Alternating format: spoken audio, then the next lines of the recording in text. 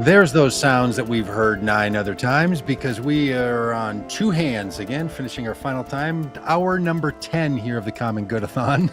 It was just, Rob, just 9 hours ago, and we're like, hour 1. And now here we are, hour 10, having people share with us the goodness that they're up to and the work that they do and this work that we're all a part of. And I am really getting, punchy at this point. So it's just getting downright ridiculous.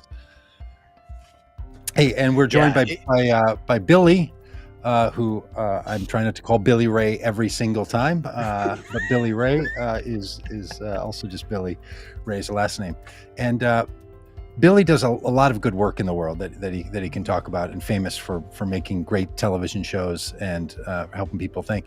But we met because we have a shared interest. I'm a pastor in the Minneapolis area. Rob's in Arkansas. Billy, you're in California. And the internet brought us together to try to help candidates know how to talk to faith voters and try to move people, because sometimes the things that people say can really make a big difference. And it's hard to say good things. And it's really the ability to write and to say and to communicate good things really matters. And you're a expert at that. And you work with candidates and you help people know how to tell the truth.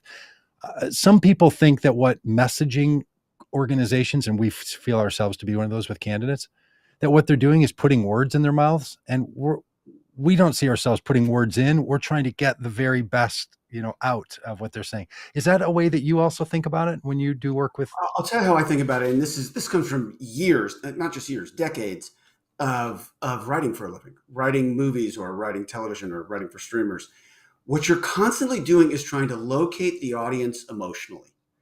You're trying to figure out where you want them to wind up. Let's just say at the end of the movie, at the end of Captain Phillips, or at the end of Hunger Games, whatever it may be. Where do you want them to be? And then you're sort of tracking what's the most efficient way to get them there. How do you tell a story? It's shocking to me how many politicians are terrible storytellers. It's just, I can't get over it because it seems like such an essential part of the job. But what I try to teach them is the importance of story, telling their story, telling the story of the voters back to the voters themselves, telling the story of the party, telling the story of where we are in America at this moment. But it all comes down to this idea of locating them emotionally and trying to deliver the right kind of message so that you yield that right kind of emotional response. Screenwriting is an intellectual exercise, but it's designed to elicit an emotional response. If I write a script and someone says, hey, this is the smartest script I've ever read, I have failed 1,000% because I'm hitting them here. If I've written it well, the comments I get are, oh my God, I love this. Oh my God, I was so scared. Oh my God, I was so sad. I can't believe you killed that guy. What do you think happens next? Like, people react with their guts. That's how you know you've got them. And that's what we try to help candidates and electeds do better. Well, Billy, that's so insightful and hard. A lot of people and who are communicators want to communicate to the audience that they are smart. And that's got to be tempting. I'm sure as a writer, that was even something that you've been tempted with, right? You want people to finish and go like, hey, we should hire that guy again. He knows what's up. But what you're recognizing is, you really have to get yourself out of the way and put that person who's experiencing the thing you've written at the center, because it's fundamentally about them. Is that right? Is that what you're? It's exactly right. And I'll tell you, one of the things that I talk to electeds about all the time is right now, where we are in this moment, all of the polling that I'm seeing is that people are craving community more than ever. And so to me, the argument that I would make as a candidate or as an elected official in this government, I would go before a church or any group of voters and I would say, I want you to have community again. I want you to get your neighbors back. Yeah. I think you've been told for 6 years that you have to hate the people who disagree with you just because of their politics. And I think you're exhausted. So I want to get you back to the place where you're thinking about bake sales and Little League and looking after each other's kids. I want to get you back to the place where you know that if you have a flat tire and you're on the shoulder of the road, one of your neighbors is going to pull over and help you without checking first to see if your bumper stickers match theirs. But if you want to get your neighbors back, you got to have your neighbors back. That means you've got to start to trust. You've got Oh, to hold on lower a your guard. second. Hold on a second. That's a great line. Don't throw that one away. Say that one again.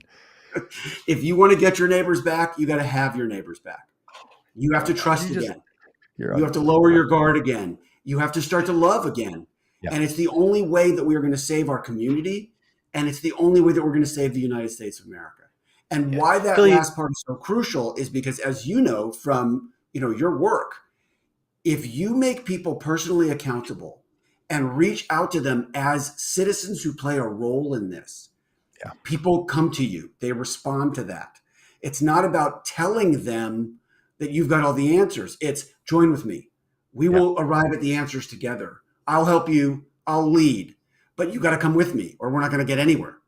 Yeah. That's what it's about. And so the message that I think you're sending, the story that I think Democrats need to be telling right now is this is a moment for community, not chaos.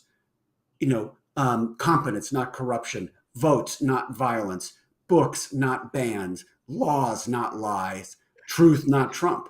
I know that sounds very like alliterative, but that's what we're selling. And I think Well, that's what it people sounds like a want. master class in communication is what it yeah, sounds like. Billy, have you ever thought about maybe writing TV shows, movies, anything like that? Because it seems like you've got to hang for this. Do you think what's the role of kind of expressing policy solutions in the midst of that for a candidate? Because I think, Democrats have this kind of reputation, many of them, of being policy wonks Mhm. and, being very kind of policy oriented. So what's the balance for candidates that are doing this well to talk about story and talk about policy? How does that work? Okay, so let's say, for example, that I'm running against David Schweitzer, who is an incumbent in Arizona, um, kind of a Trumpy fool. And let's just say I'm running against him for his seat. And we were Yeah. talking about abortion, which is the most emotional issue. I would tell a story. I would say, you know what? I know how emotional this is. I know how personal this is for people. And the truth is, if my 20-year-old unmarried niece were pregnant, I don't know what advice I would give her. I know whatever decision she made would stay with her for the rest of her life. But one thing I can say for certain, I don't want David Schweitzer coming into her bedroom and making that decision for her.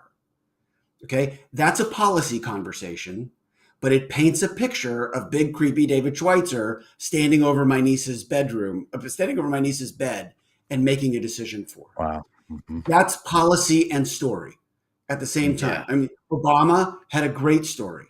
Trump had a lie, but it was a great story. I'm a businessman. Right. I'm going to run this like a business. It's all going to go great. Hillary had no story at all. Right. Hillary, if you ask people, what was Hillary's story? They say, well, she was married to this guy who cheated on her, but she stayed because she wanted to be president. Like, that's not who Hillary actually is, but that's a terrible story. And that's the story that was allowed to be told. And then in the absence of that, in the absence of a better narrative, you just can't inspire people, in my view. Are you feeling, as we head towards the midterms, we know that history says that the party of the president loses big in the first midterm Yeah, I'm paying election. no attention to that. I don't think a single political rule has made sense or has held since Donald Trump. Every rule has gone out completely out the window. Yeah. So how are you feeling? What are your thoughts about the midterms and the ability of the Democrats to hold the House and the Senate? I think we're going to expand in the Senate.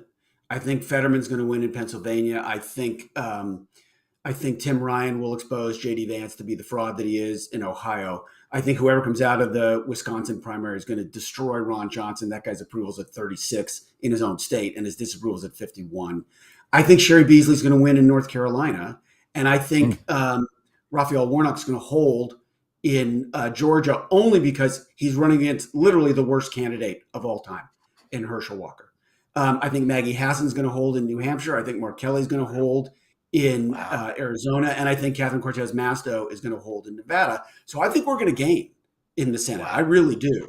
The House is going to be a very tough hustle, very, very tough hustle. But if inflation moves at all, then I think we're going to gain there too. I mean, the truth is there are two numbers that will determine everything in November. Two numbers. That's all you got to focus on.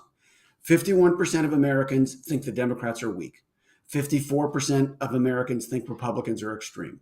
One of those two numbers is going to become the dominant narrative in November. If the argument becomes Democrats are too weak to beat inflation and control their left fringe, we're dead.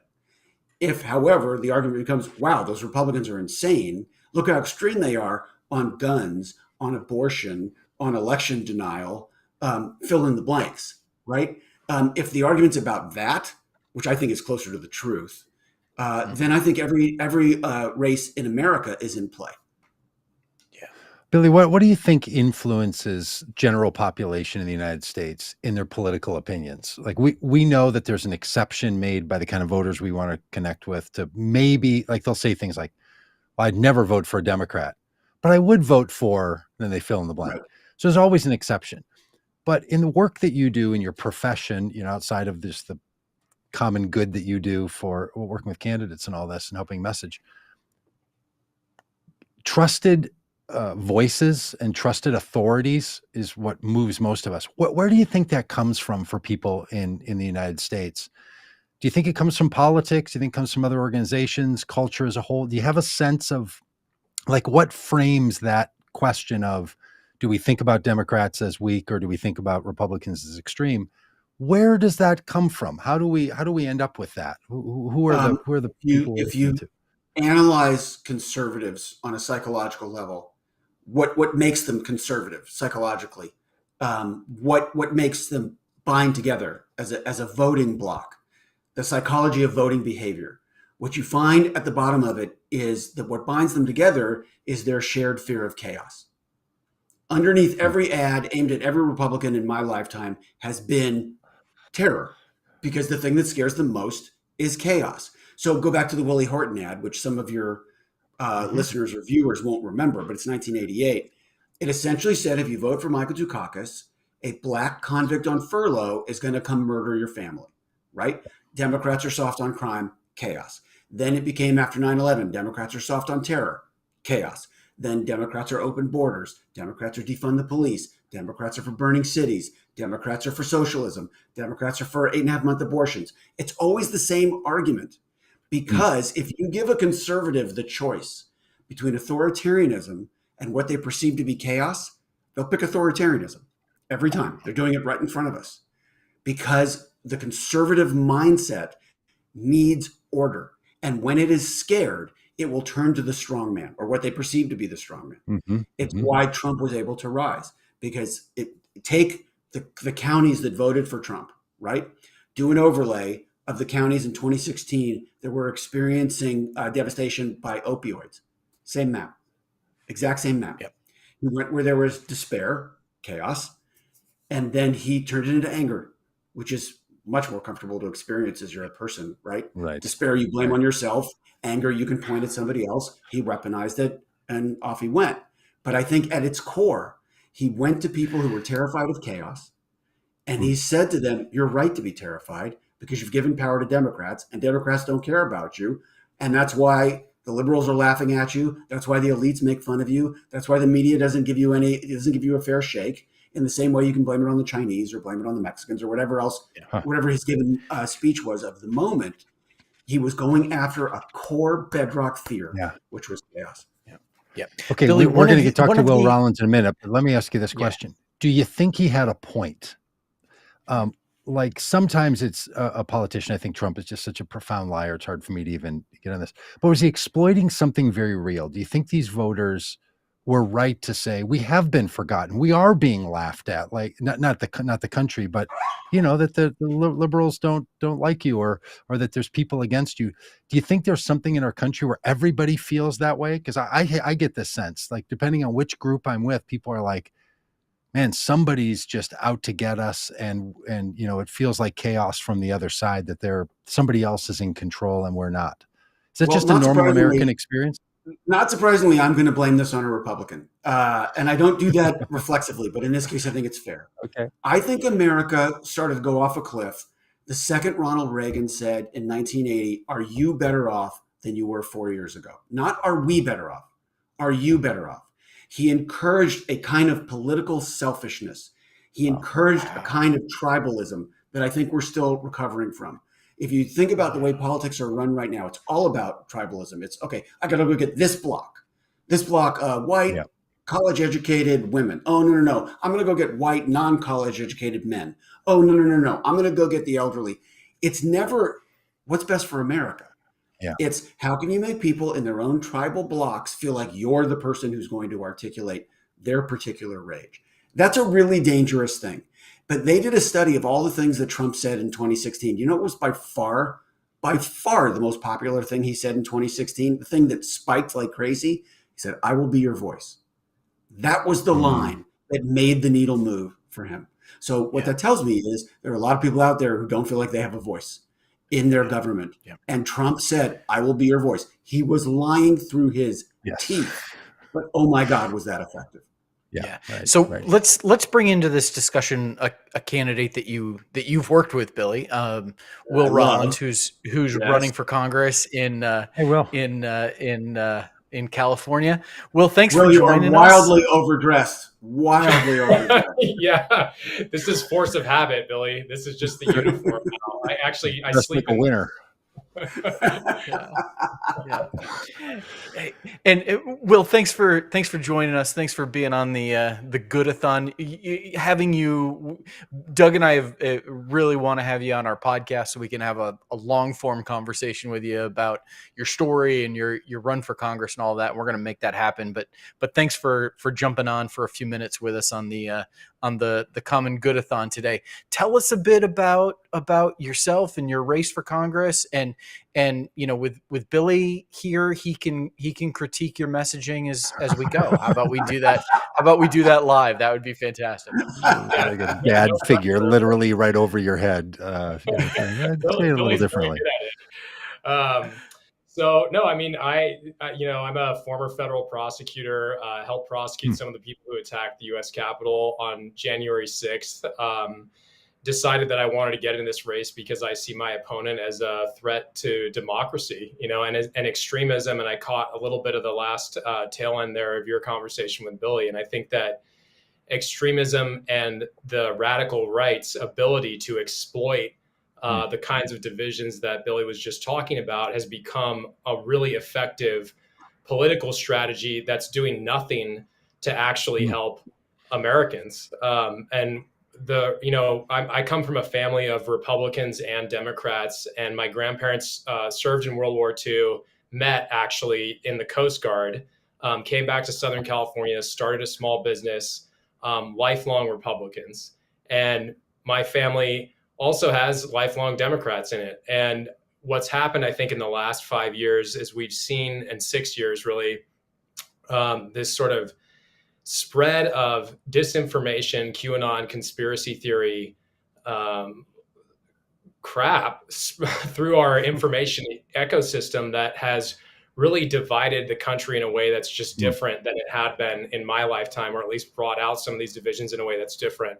And so I think what part of that strategy has done is taken our eyes off the ball of what matters, which is really, and seeing the commonality that Republicans and Democrats who are small business owners, for example, really have, and in wage growth that all of us really have, the lack thereof for the last 20 years. So unfortunately, it's just become a very effective strategy for the Republican Party. And part of the reason that I got into this is to try and challenge some of these Republicans who are relying on extremism to keep themselves in power and try to deliver for communities in Riverside County who really need help, because everybody is dealing with the rising cost of goods. And the more that we focus on scapegoats and out groups, the less that does to actually help all Americans. And so that's a big part of the reason that I got into this race. So notice how he starts with and keeps coming back to story. Yeah. Right? Yeah. It's really great. I was a federal prosecutor, and that, because being a federal prosecutor is a defining characteristic. It tells you a lot about a person. It tells you a lot about what their belief system is. It tells you a lot about their level of fight. And that is, as I said, that's defining for someone who's running for office. It's really important. It's also important because he's a prosecutor. That means he's the antidote to chaos. This guy's been trying to stop chaos for his entire career. And so that's the mindset that will put a conservative at ease. And as you can see, he doesn't talk like a Democrat.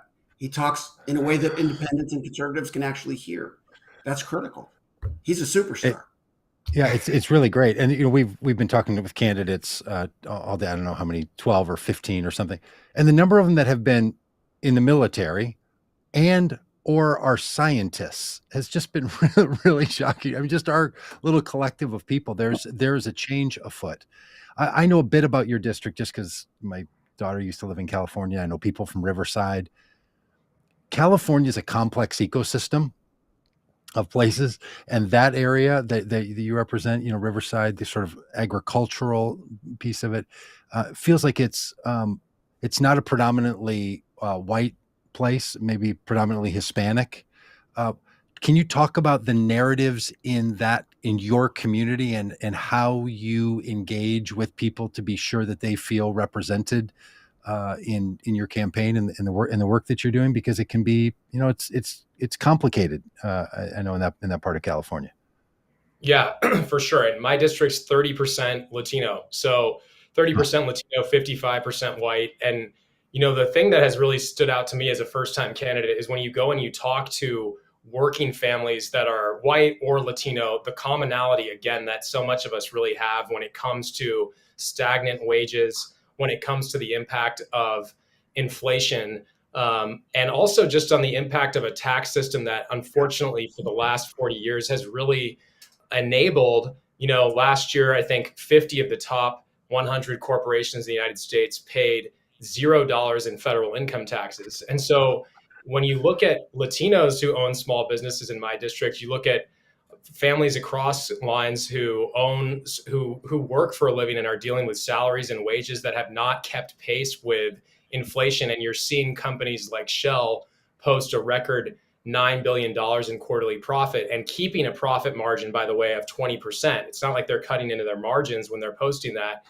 That really resonates across party lines and across racial and gender and ethnic lines, right? Because those of us who have been trying to work our asses off to get ahead in the United States have been the victims of a political system and a Republican Party that unfortunately has abandoned small business owners and abandoned people who have to work for a living. And I've seen that with my own family, who again are Republican small business owners. And when they're getting a tax bill that is 30% or more of their federal income taxes per year, and they're seeing corporations like Amazon pay $0, we need a party that is actually going to step up and fight for people who have to earn their living the old-fashioned way and work, because that's something that really resonated with voters across party lines in my district. Yeah, we spend a lot of time talking with and thinking about the issue of immigration. What a lot of people don't know is that immigrants are far more likely to work than the population as a whole, like have jobs, are far more likely to start businesses. And it's just curious that we still feel like, or I feel like I hear this all the time, that Republican Party is the party of small businesses. And it just doesn't seem it should be that way. And it certainly doesn't have to be that way. And maybe stop seeding that argument over to people that, are Republicans only. Right. And I mean, they also really can't claim that mantle at this point in our country's history, right? Because there's a labor shortage right now. And, because we've had a broken immigration system for as long as we've had it, our ability to get folks temporary status so that they can come in and help ease that labor shortage. And again, it's really remarkable how many Republican small business owners I've talked to in the district who have said, I cannot hire people and I want to hire people. And instead of actually developing a system that enables people to come here legally, to have status, to pay taxes, contribute to our communities, to become gainfully employed at these businesses that are looking to hire folks but can't. The Republican Party is talking about, building a massive wall. And it's just, again, even if you were to try to actually secure the border in a way that's meaningful, every border security expert, I worked in counterterrorism, and it's like the idea of using taxpayer money to fund a wall as opposed to other methods of Israeli anti-tunnel technology, for example, right? Drones. I mean, it's just a colossal waste of money. And I think it really kind of avoids the bigger issue, which is how do we get a permanent, sustained fix to this that enables people to come here legally, to have status, to pay taxes, to contribute to our communities, to help address that labor shortage, and really keeps people safe too, because it's also just a big when immigrants don't feel like they have access to law enforcement, they don't report crimes that are committed against them. That's something that I've seen as a federal prosecutor trying to deal with gang violence and cartels, right? So if you've got people who are scared to talk to law enforcement, and we're trying to get rid of gang violence and cartels that are in our communities, not having status really bleeds into a lot of different areas of the country. And it's in a way that's very different than Republicans have been talking about. Yeah. I just want to amplify one thing you just said, because I saw some polling on Latino voters in Florida specifically. The thing that moved them the most when you put a bunch of messaging ideas in front of them about the Democratic Party, the thing that worked the best with Latino voters was that the Democratic Party is the party of the American dream. They completely identify with that idea. It's unbelievably meaningful to them. And by the way, that's really great. If you talk about one section of that population, Puerto Rican Americans, but per capita, they send more people into the military than any other segment of American society. Yeah. Wow. Fascinating. So, Will, we have talked with candidates all day long who have had hard stops, and you're busy. You got stuff that you've got going on. Katie Porter was in the car talking to us. I know you've got a hard stop in like 30 seconds. So we're going to have you back on our podcast so we can talk for a long time with you. If people are interested in helping out, if they want to learn more, they want to follow, they want to donate, they want to get on board with helping to flip this seat in California, and people think, oh, California, that's a blue state. No, what they don't understand is, man, these congressional seats in California, they go back and forth and they bounce back and forth, and this is a critical seat that the Democrats need to hold the House. How can they find you? How can they support you? How can they donate and volunteer? Well, thank you for asking that. And so it's willrollinsforcongress.com, and it's California's 41st congressional district. And for the first time in history in Ken Calvert's career, Democrats now outnumber Republicans in this congressional district. And the Cook Political Report actually just upgraded our race, made us more competitive in their latest ratings. And we are the only House seat in California that improved for Democrats in the latest ratings that came out from Cook Political. So this is a good pickup opportunity for the party, and I'm really looking forward to beating Ken Calvert this November. Awesome. So, Will, so they must know much. that you wear the appropriate shirt when you come on to a live stream, right? That's what they know. They're like, this guy. I mean, that's a needle mover. Well, and Will, just to be clear, is it Will Rollins for Congress FOR or the number 4? Oh, it's FOR. And next time I'm going to wear a t-shirt. No, you're not. No, we'll get you a Vote Common Good t-shirt to wear. Will, thank you so much. We appreciate you taking a couple of minutes to chat with us. Hey, Billy, before you go, can I ask you one question? Yeah, Will. And then we're about to have Tom Nelson on here in a second. But Billy, before you go, I want to ask you one quick question. You've helped out and been a supporter of Vote Common Good, and as a part of this Good-A-Thon, we're asking people to support our work and to help our work, and particularly with the financial support we need to keep going as we head into the midterms. What is it about you're really connected in the political world? What is it about the particular work that Vote Common Good is up to that you think makes it worth an investment of time or resources, or if people are able to donate financially? I'm so glad you asked that. It comes back to that word community for me. I'm sitting in Los Angeles, California, and I don't like to think of myself as being in a bubble, but of course I'm in a bubble. We all are. And in 2016, I see Donald Trump getting elected. And again, I hear people saying, well, evangelical America, they just went with Trump. As if evangelical America is just this monolith of people that I can't possibly understand, because it's unfathomable to me that decent people could see Donald Trump and say, that's my guy. Not after grab him by the pee, not after all Mexicans are rapists, like no way. And so I don't want to be angry at an entire section of America. And I don't want to think that an entire section of America has such different values than I do that they're unreachable to me on any level. And then along comes Vote Common Good. Along come you two guys who say, well, wait a minute.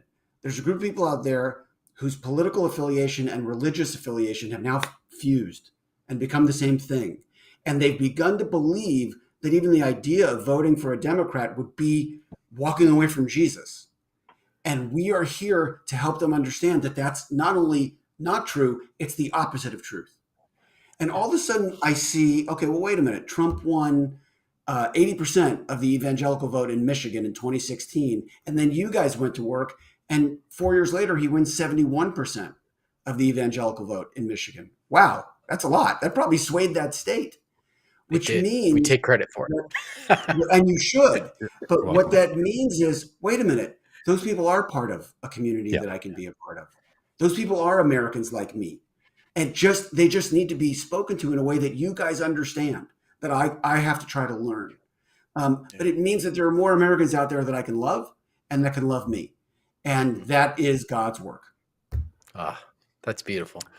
Billy, thanks for all your friendship and your good work. My pleasure. You just I do love this being, tirelessly. it was a joke to think I could come on this thing for 10 minutes. That was a joke. Of course it was. That was just to lead it. It's just like, hey, just stop down to the car dealership. We won't sell you a car. We're just going to give you a free hot dog. Just come on down for the hot dog and popcorn. This is not going to be. I would like to remain married, so I'm going to turn off my computer now. Please, yes, right. you. Thank you, Billy. Thank you, guys. You've done enough here. Right. Thank you, buddy. We are just bouncing. Boom, boom, boom. Billy. Boom, boom, boom. Because you know why? It's hour 10. That's why. Because that's right. This is when we hit our stride, Rob. This is when we can just go from that's Billy right. to Will to Tom without missing a beat. Hi, Tom. That's right. So listen, let's talk about. It's good to be back on. How you guys doing? Good to see you again, so my friend. Yeah. No, it's great. Tom, so it's been when it was. I think it was down in Madison. We last saw each other. Was that 2 months ago, 3 months ago, or something? Yes, it was Marchish. Yeah. About that. Good memory.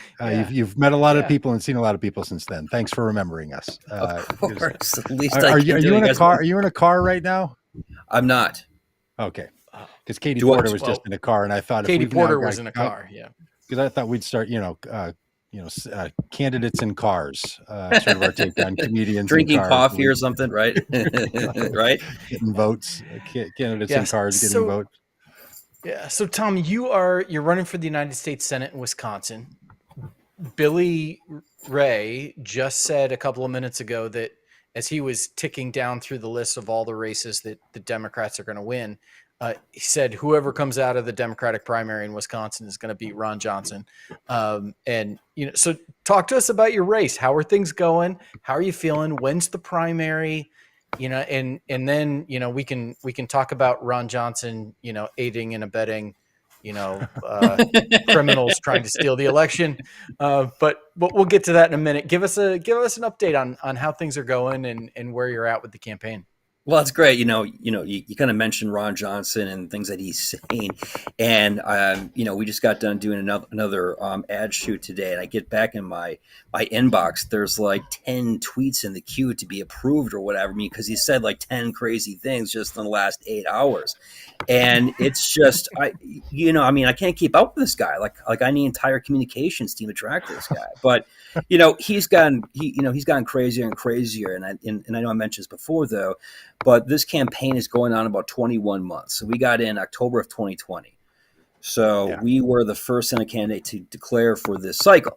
And I got in for a couple of reasons. And one of the reasons is I had a sneaking suspicion that Ron Johnson was going to break his promise, and run for a third term. And then if he was going to run for a third term, Democrats couldn't wait a year and a half, however it was going to be for him to declare that you had to hold him accountable.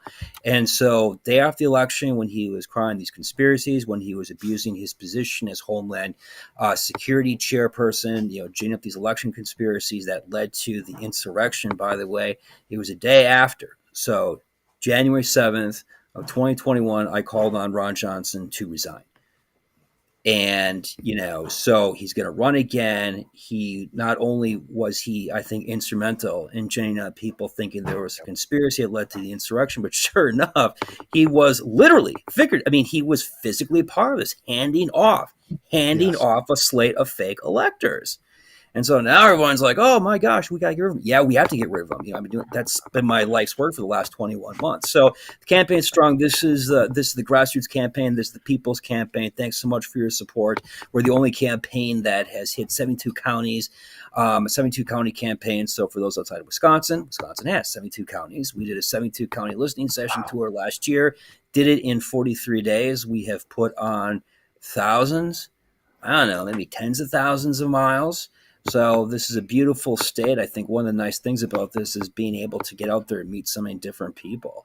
And, Doug and Robbie, you were talking about this before, that, even in, I shouldn't say a toxic, though, but maybe a hostile political environment that is, American politics in 2022, there's a lot of good people out there. Mm-hmm. And not just good people that I can maybe persuade you to go from Republican to a Democrat.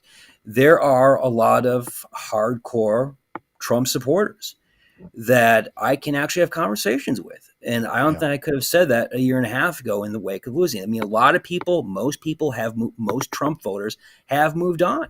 Now they're not embracing Joe Biden, maybe. They're not endorsing me, though. But I think what's nice about this is that the waters have really have quieted a little bit. And so I think that is good, not just for, my campaign and my race, though, but I think it's very good. It's very healthy for this country, to say nothing about our democracy.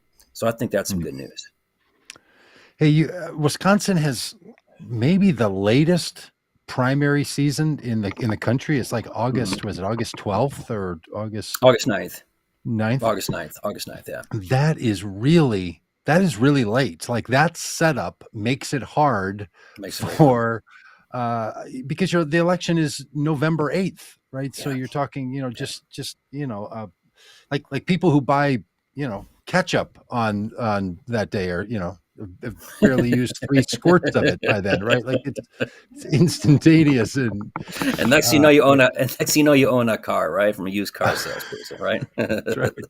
That's right. It's hardly any time. It's hardly any time at all. How do you put this all together? Because you're busy. Like, normally when people are running in the primary, they sort of have primary season, and then there's a demarcation to run in the general election. In Wisconsin, this is, you've been at this for 20 plus months, but it's just all at the same time. How is that going? How does it work with voters, where you're having to think about, general election voters versus what we've just decided in this country of how we're going to pick candidates in primaries? Well, I think the smart campaign is someone who, campaign that doesn't try to win just the primary, but to win the general and the primaries. So I think a strong general election campaign is a strong primary election campaign. So I've been very outspoken on a lot of progressive issues. If I get through the primary, am I going to change my tune on August 10th? Of course not.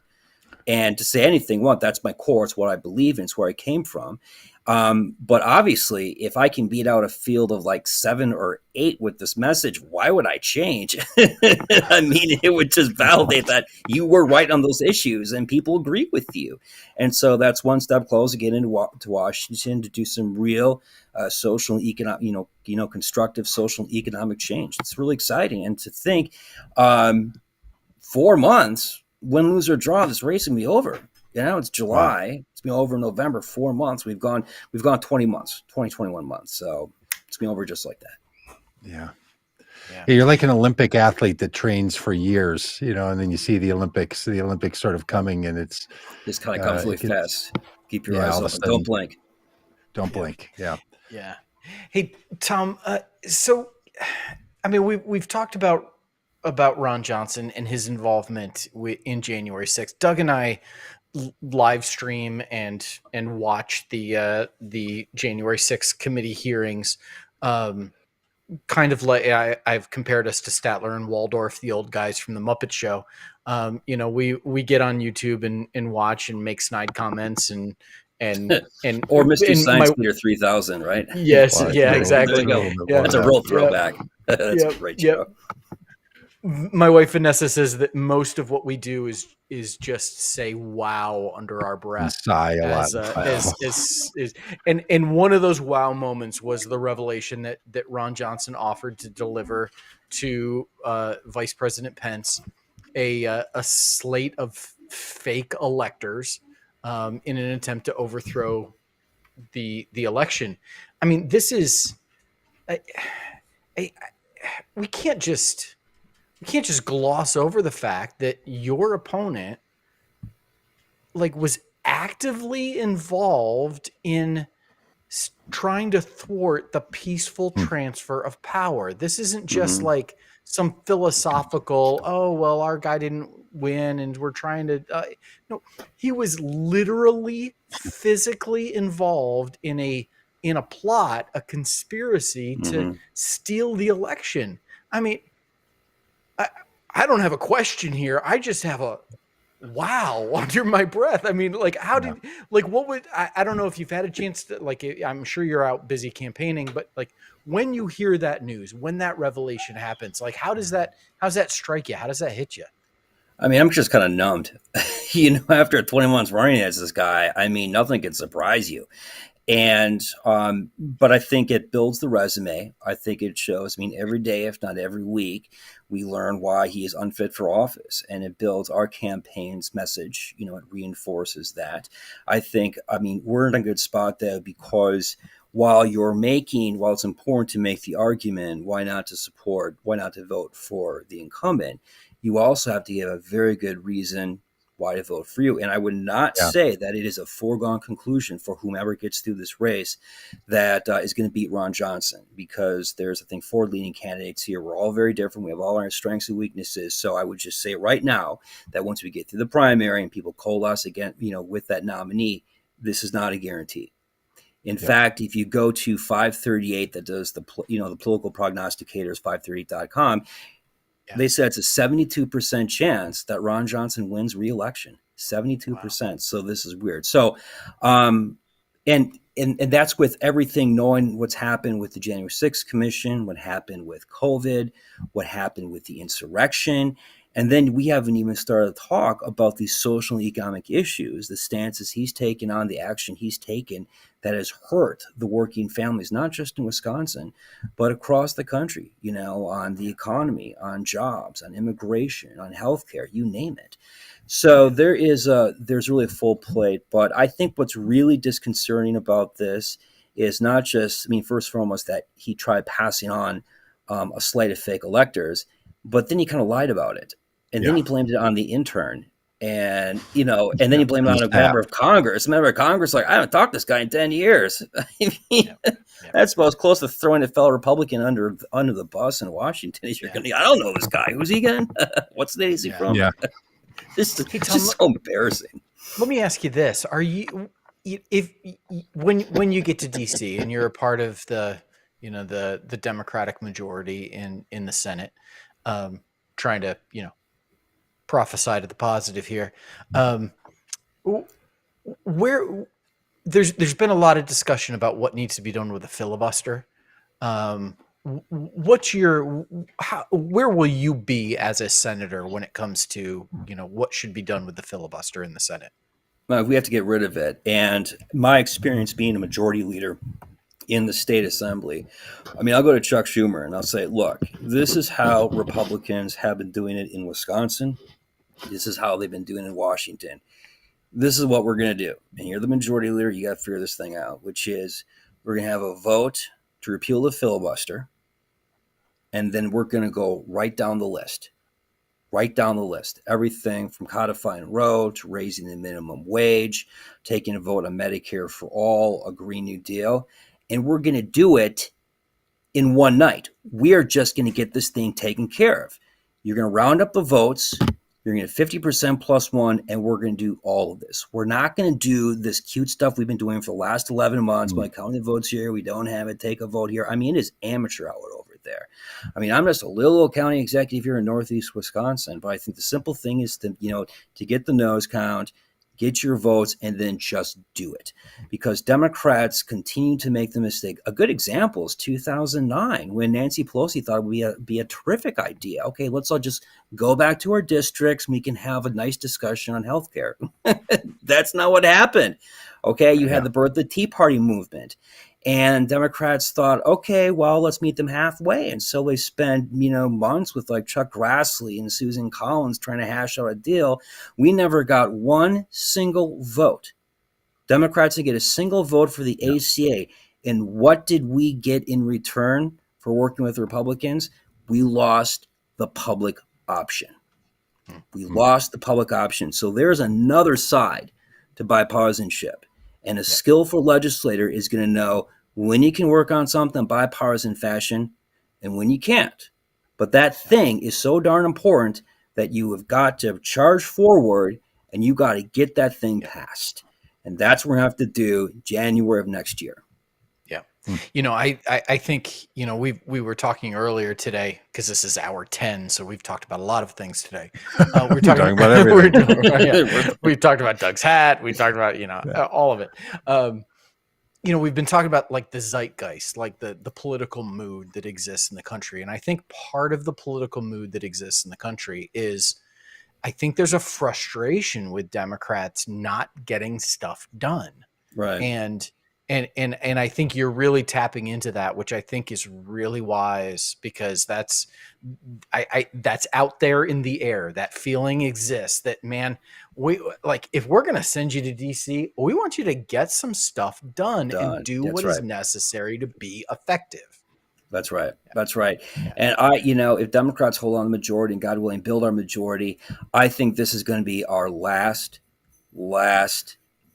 chance because you're already finding out the so-called enthusiasm gap between Republican and Democratic voters. And I know being out on the hustings that people are like, you tell us to vote for you, we vote for you, and what do you have to show for it? Nothing. Or maybe we didn't meet expectations or whatever it might be, though. But Democrats will have one last chance. And then I'm afraid that if that orange-haired guy gets the nomination in 2024, that Trump's coming back for another term. I mean, this is do or die. That really is. They always said this is the most important election of your lifetime. Yeah. I can say this is the most important election of my lifetime. Yeah, it's certainly your most important election of your lifetime, right? Hey, the country's complicated. We all know that. We're just talking with Will from who's running in California. We're talking to people running in Arkansas and South Carolina. Tell people who are watching from around the country who don't have the privilege of knowing Wisconsinites. Tell us about people from Wisconsin as a whole. Like, who are the Americans that live in Wisconsin, and what's the view of people whose experiences, being from the great state, good stock, hardworking people. I talk about my stump speech that growing up in a blue collar neighborhood in Little Chute where all the dads worked at paper mills, except for my dad who wore the white collar. He was a Lutheran pastor. I learned the twin lessons of serving your community and that there's a lot of people that work hard, play by the rules, pay their taxes, but they can't get ahead because there's too much money and there's too much power and too few hands. And those working families, whether they worked at supper clubs, whether they were millwrights in a paper mill, they all work hard. They work hard and they expect a fair shake. They expect the representatives to represent their best interest. They expect people like me to go to Washington and do the right thing. And one of the reasons why I can get elected and reelected in a Trump part of the state times is I like to think I work hard too and that I listen. Yeah. And that I can talk about Democrats and Republicans in a way that they understand my message. And at bottom, even if they don't necessarily agree with me on an issue, they know my core and they know that my intentions are sincere and, they support. So I think, people in Wisconsin, they're just hardworking. I mean, I just got done doing this ad shoot out at a farm and my intern's grandfather, who sold the farm and his cousins, use it now. This guy was out there in this punishing sun, moving his tractor back and forth. And, this guy's retired. People they work hard. They take their livelihood serious. And of course, if you're Northeast Wisconsin, you root very hard for the Green Bay Packers. That's right. Hey, you're not kidding. Like, it's a serious identity of a part of a state and of an entire state.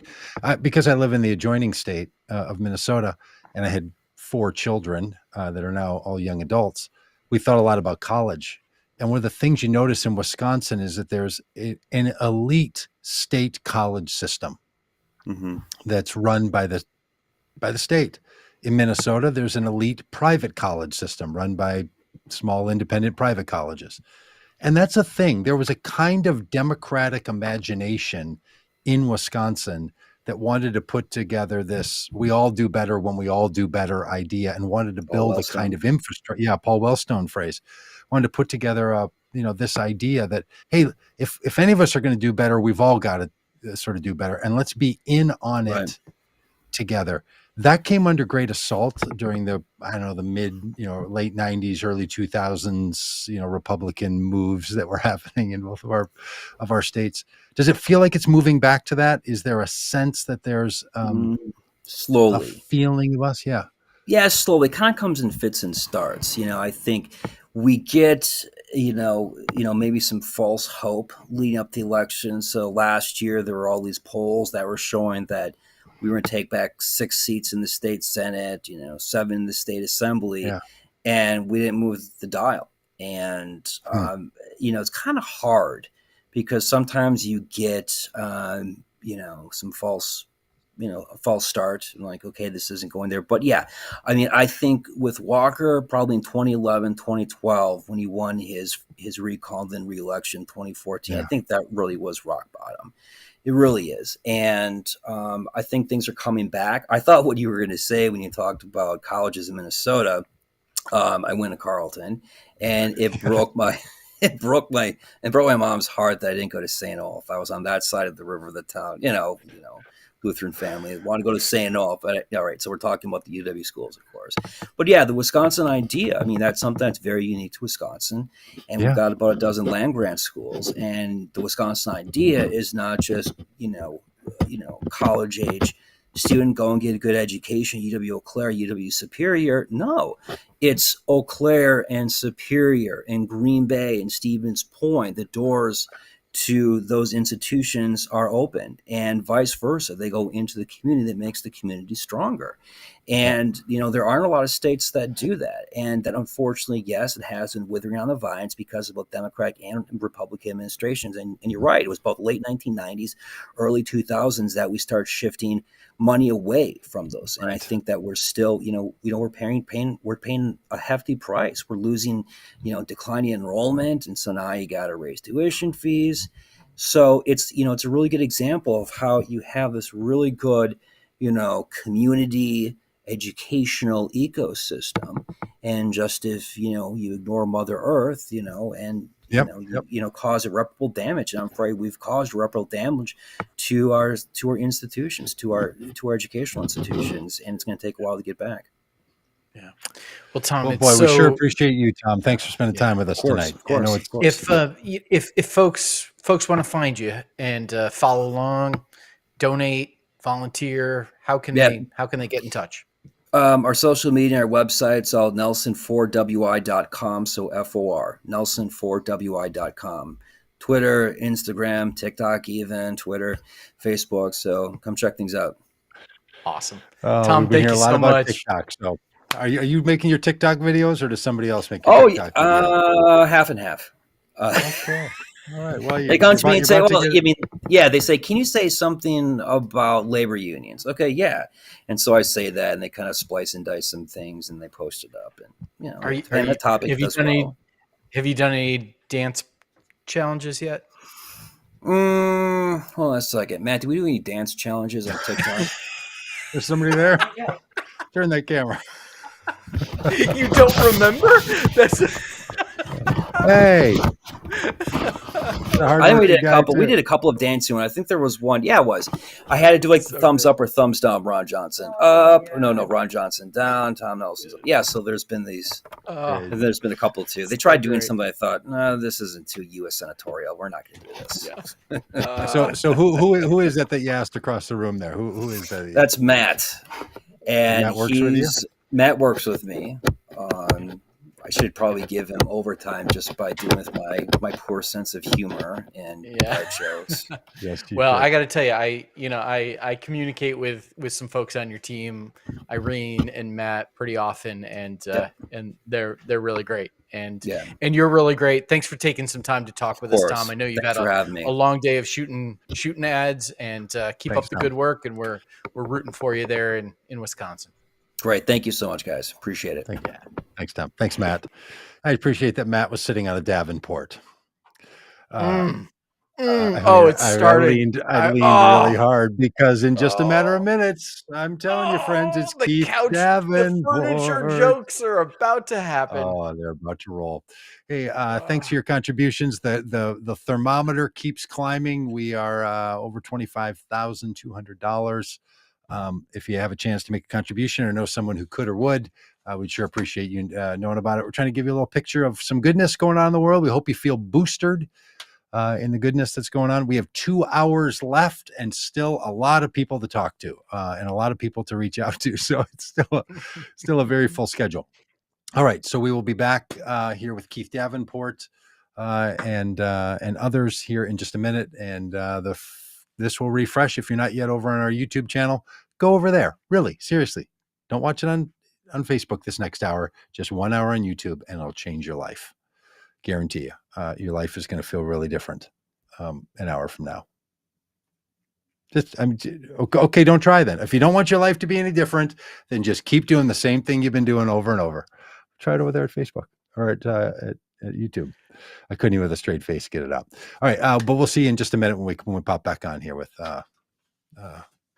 Keith Davenport.